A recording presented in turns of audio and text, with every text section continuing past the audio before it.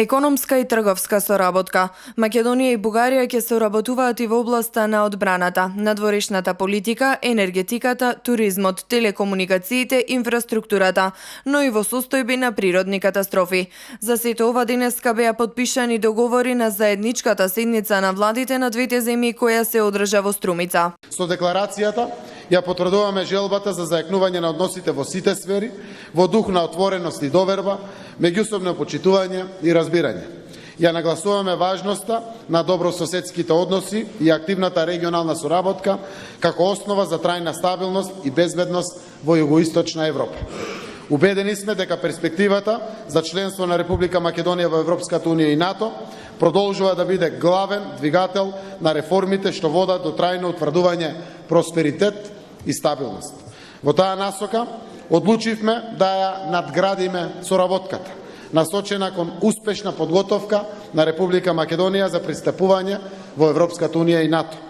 И ја потврдуваме важноста за напредокот во пристапниот процес на Република Македонија за време на предстојното председавање на Република Бугарија со Советот на Европската унија. Темата за Балканот е приоритет, а денешната средба е доказ за развојот на нашите односи, порача од Струмица бугарскиот премиер Бојко Борисов. Сега е моментот да се искористи бугарското председателство, потоа и австриското, и романското и хрватското.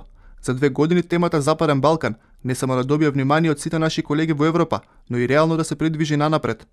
Убеден сум дека за не повеќе од 2-3 месеци ќе успееме да го намалиме роамингот и луѓето на двете страни да можат мирно да зборуваат. Во однос на писмото кое Македонската православна црква го упати до Бугарската православна црква, двајцата премиери изјавија дека станува збор за прашање меѓу двете цркви и дека не сакаат да се мешаат во работите на црквите. Истиот одговор го добија и прашањето за јазикот. Според бугарскиот премиер, тоа е прашање со кое се занимаваат историчарите и лингвистите, изјавувајќи дека не е важно дали македонскиот јазик е посебен од бугарскиот, туку дека е важно да се разбираме.